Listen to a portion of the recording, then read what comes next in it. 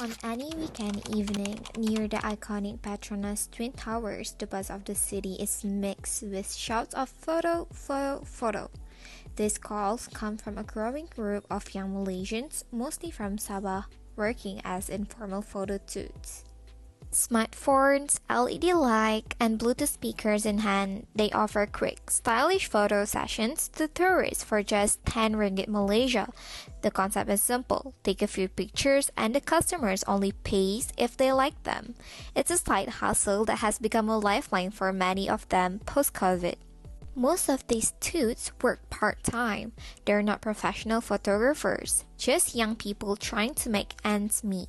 But with over 120 of them now working around the KLCC and nearby landmarks, competition is fierce.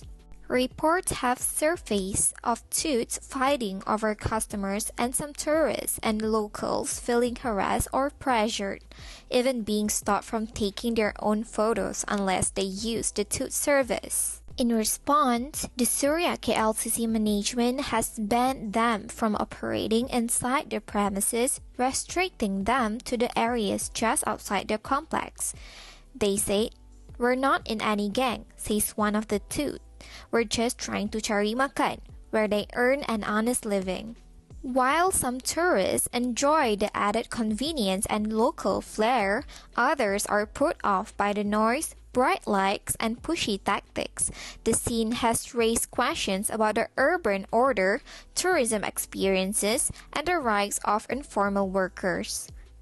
This KLCC photo hustle may seem harmless, but it reflects a deeper tension in the city between economical survival, public nuisance, and the delicate balance of shared public spaces.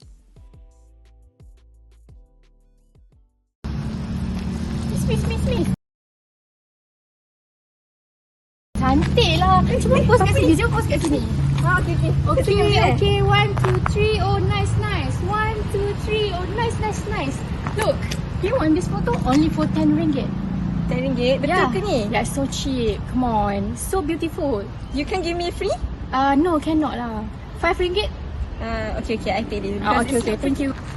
Miss, picture. 10 ringgit only. Sorry, I don't want to. Sorry. Just I said I don't want to. take a look first. So Sorry. cheap. Come on, cheap. You wasting my time, okay? I don't want to. Regarding the photo toots around KLCC, now we are going to interview one of the tourists at KLCC. Can I interview you with some questions? Oh yeah, sure. So as you can see, a lot of photo toots here. And do you mind if they are taking your picture?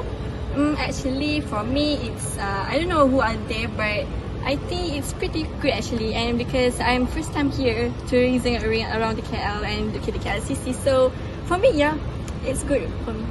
So now we are going to ask other tourists about their opinion on photo toots at KLCC. Hi Miss, can I interview you about some questions regarding photo toots around KLCC here? What do you think about them? Yeah, sure. Firstly, I think that they're making me uncomfortable by keep asking me to take photos for them, and then for asking for such prices. 10 ringgit is pretty expensive for a photo, and especially when they're using such a low quality equipment, they're not even certified to do it. So I think it's very disturbing for me as a tourist, especially when I'm trying to enjoy my time here at the KLCC. And yeah, it's very bad for the tourists. So me and my friends were basically Sabahans, and we are here in the tourist spot offering photo taking service to the tourists or the visitors here. We offer 10 ringgit for one photo, and sometimes we could also edit the photos to our customer liking. But some of the customer or tourists are not happy with us. They think that we are disturbing them, but actually we just try to make a living here. We just try to cari makan, So now we already hear the opinion of the tourists who like the service of photo toots, those who don't like the service of photo toots, and even the photo toots itself. So there are a few legal issues that could possibly link with our article news. There are three issues that I successfully extracted. The first one is whether the conduct of the photo shoots around the Petronas Twin Towers amount to a public nuisance due to persistent obstruction in public spaces. Second, whether the use of bright lights and loud Bluetooth speakers by the photo shoots in public areas can be labeled as an unreasonable interference with the public rights to the enjoyment of public space. And third, whether the physical altercations among photo shoots over customers contribute to a public nuisance. The cause of action that happened in this news could be constitute to public nuisance. Generally, nuisance can be defined as the infringement of the plaintiff's interest in the property without direct entry by the defendant, and basically, it is generally actionable only on the proof of special damage.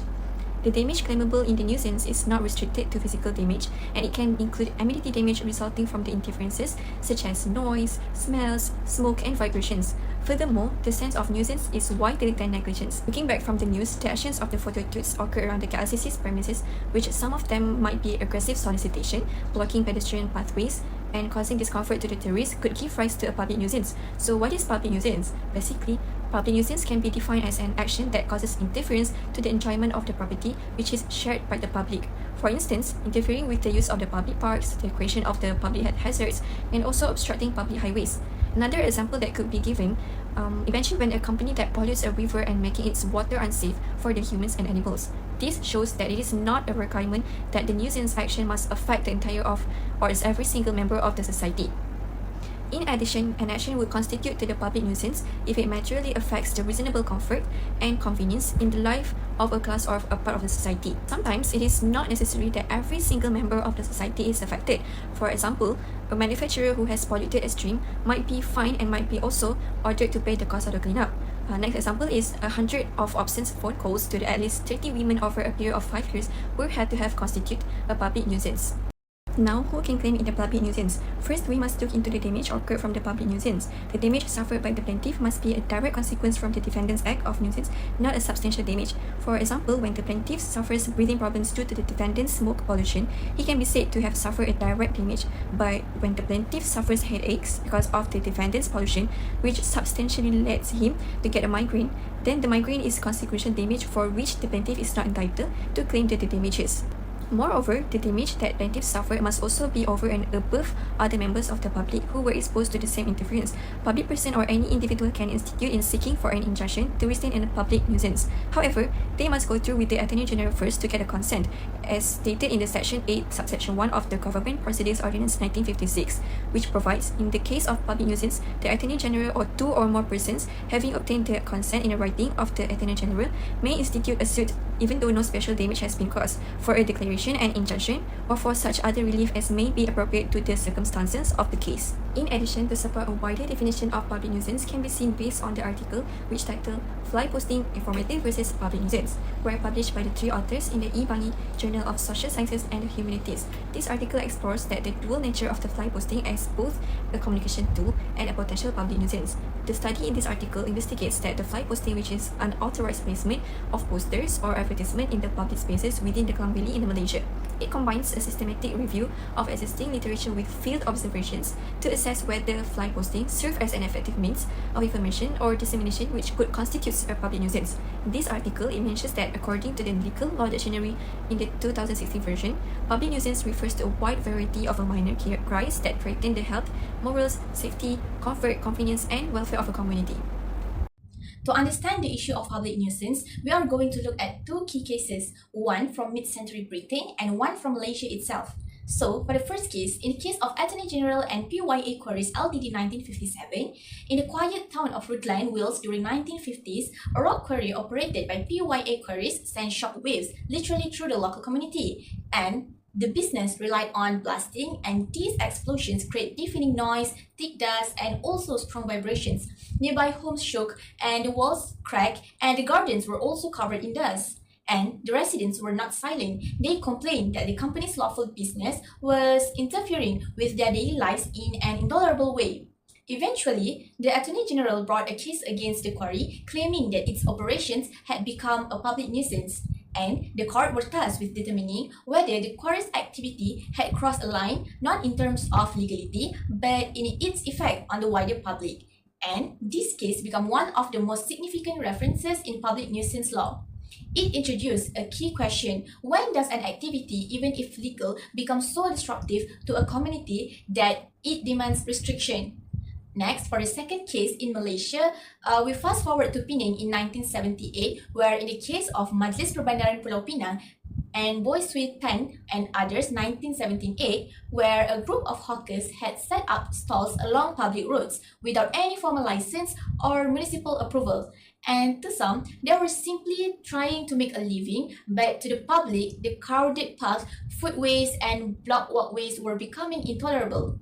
So, the Majlis Perbandaran Pulau Pinang, the local authority, decided to act on their act, and the case that followed focused on whether unlicensed commercial activities in public spaces could be controlled or removed for the greater good.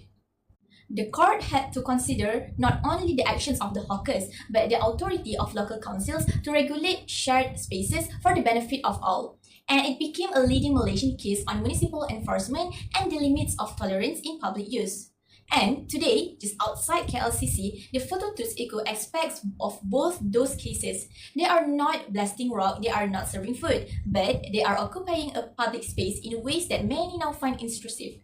Some tourists have felt uncomfortable or harassed by aggressive solicitation, and others have witnessed arguments and tension between competing tours. The experience of visiting KLCC has, for some, become less enjoyable, and KLCC management has taken steps to remove them from the private portions of the complex. But beyond that, on the sidewalks and open areas, it becomes the responsibility of city authorities like Dewan Bandaraya Kuala Lumpur. In this case, the court was asked to decide whether the activities of a group of individuals, referred to as the photo tours at the Petronas Twin Towers KLCC, amount to a tortious public nuisance under Malaysian law. The plaintiff, representing concerned members of the public, argued that the tour's behaviour, persistently offering and even aggressively soliciting photography services, interfered with the public's right to enjoy their KLCC peacefully. While it is acknowledged that some tourists appreciate the convenience, many others reported being followed, harassed and even caught in disputes, some escalating into physical altercation. Firstly, the conduct of the defendants clearly affected a class of the public, in this case the tourists and the visitors of KLCC. Referring to the case of Attorney General and PYA Quarries Limited 1957, the court reiterated that it is not necessary for every individual in the class to be affected, only that the nuisance must be widespread and indiscriminate. Here, the persistent approach of the photo tours disturbed many members of the public, making them to feel uncomfortable, harassed and even unsafe. This satisfies the criteria of a public nuisance. Secondly, the nuisance caused by the defendants was found to be recurring and persistent, rather than a one-time event. Just like in the case of PYA Quarries, where constant noise and dust affected nearby residents, the repeated and aggressive soliciting by the tours disrupted the peaceful use of KLCC for a prolonged period. Therefore, their presence and behaviour become a regular disturbance, contributing to a breakdown in the public's ability to enjoy a major public space. Thirdly, the interference was substantial and unreasonable. The court referred to the Malaysian case Majlis Perbandaran Pulau Pinang and Boy Sultan 1978, which confirmed that public nuisance includes any conduct that disrupts public safety, order or comfort. So in this case, reports of verbal and physical disturbance caused by the tours clearly demonstrate that the disturbance was not trifle. It was serious enough to threaten the public peace and tarnish the experience of tourists. Taken together, these factors led the court to rule that the photo tours were liable in a public nuisance. Now, we will be looking at the ratio descendandi of the case Attorney General and PYA Quarries in the year of 1957.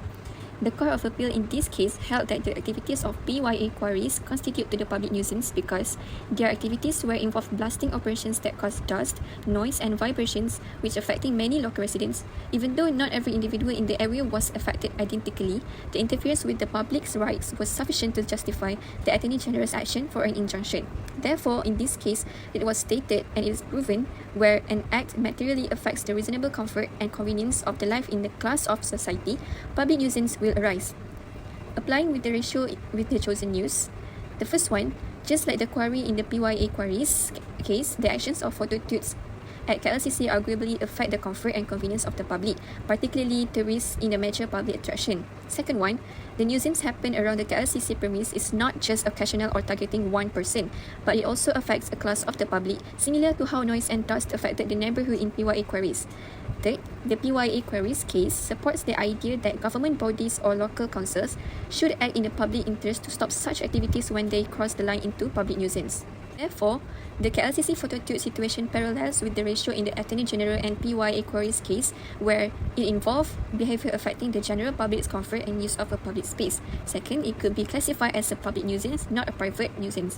Third one, the legal response would justify government action to regulate or remove the source of nuisance based on the public interest. Next, in the case of Majlis Perbandaran Pulau Pinang and Buai Suitan and others 1978, the Federal Court of Malaysia held that operating hawker stalls without the appropriate municipal license in a manner that caused obstruction and discomfort to the public amounted to a public nuisance. The court emphasized that municipal authorities are empowered to enforce bylaws and regulate such activities to maintain public health, safety, and convenience. The unlawful occupation of public space, even if driven by economic necessity, could not override the need to protect public interests. This case confirmed that municipal authorities have a statutory duty to regulate public spaces and can take action against individuals who use such spaces in ways that contravene the law and inconvenience the public. It also affirmed that unauthorized commercial activities which cause obstruction or disturbance in public places can amount to a nuisance, and the courts will support enforcement of local bylaws to prevent such activities. In the context of the KLCC phototubes, if the photographers are operating without license, encroaching on public pathways, causing distress or obstruction to tourists or passers-by, and engaging in disputes that may lead to safety concerns, then the Majlis Perbandaran Kuala Lumpur would be justified in taking enforcement action. The court would likely hold that unauthorized commercial activity in public areas that disturbs the public peace and order amounts to a public nuisance, just as in the Buai Suitan case. So now, let's take a closer look at the key commentaries and what we can learn from the court's judgment in the KLCC phototubes case. So, basically, the first and most significant takeaway is how the court clearly recognized the public's right to peace, comfort, safety in shared spaces like the LCC. Public spaces are meant for everyone. When certain individuals behave in ways that make others feel unsafe, pressured, or uncomfortable, it's not just inconsiderate, it becomes a legal concern. The court's decision sends a powerful message, which is no form of commercial activity, no matter how small, should come at the expense of public enjoyment and harmony. This sets an important precedent on public interest must come first. It also reminds us that with access to public spaces comes a responsibility to use them respectfully.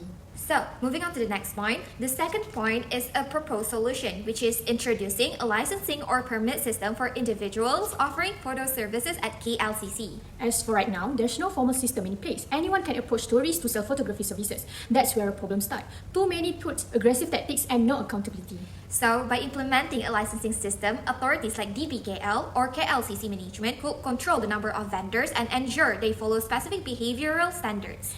This might include no shouting, following or harassing tourists, respect for personal space, professional attire, fixed and transparent pricing. Other than that, this will make tourists feel safer and more confident in the service provided.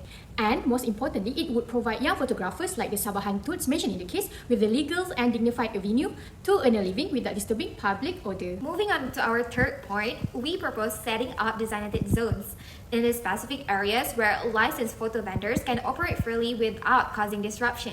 Many global cities already use this model, like food trucks, street performers, and tourist guides often work in a clearly marked zone. This includes that KLCC could do the same. Imagine visible signs saying official photo spot, licensed vendors only. This will prevent crowding in random areas, help tourists find photographers easily, maintain smooth pedestrian flow, and enhance the safety and order. This approach doesn't eliminate informal work, but it organizes it, allowing the space to stay vibrant but structured. And lastly, this case exposes a deeper issue, which is a lack of clear municipal guidelines on what is permitted in public tourist areas like KLCC. The court gave a sound legal ruling, but the absence of specific local regulation leads to confusion on the ground. People don't always know what's acceptable. So, to avoid future issues, city authorities must establish clear laws and guidelines.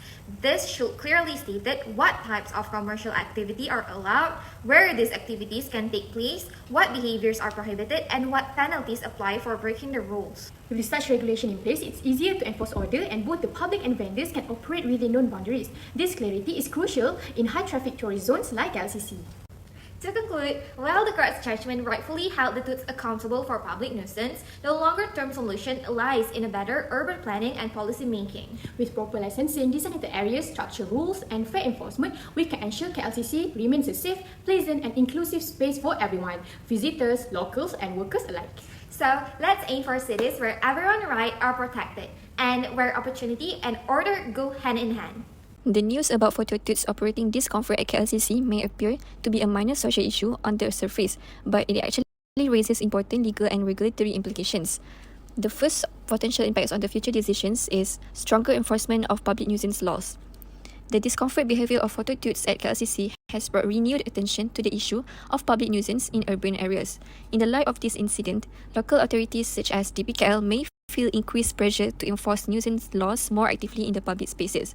This could include deploying more enforcement officers, increasing patrols in the key tourist areas, and issuing warnings or fines to the individuals engaging in unauthorized behaviour.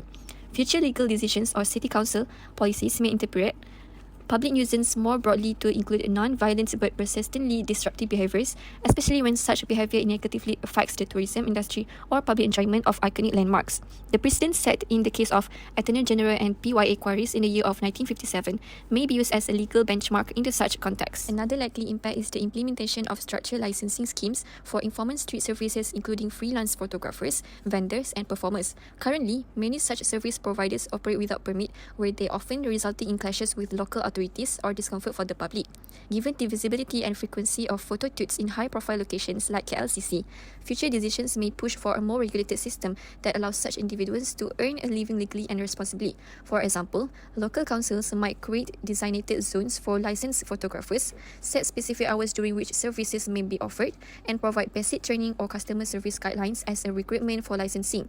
This approach would balance the need for public order with the economic realities faced by informal workers, especially in the post-pandemic context where many have turned to informal side hustles for survival. Lastly, negative tourist experiences may push tourism boards or city councils to enforce stricter standards for public interaction in high-traffic areas. As we know, the tourism industry is a significant contributor to Malaysia's economy.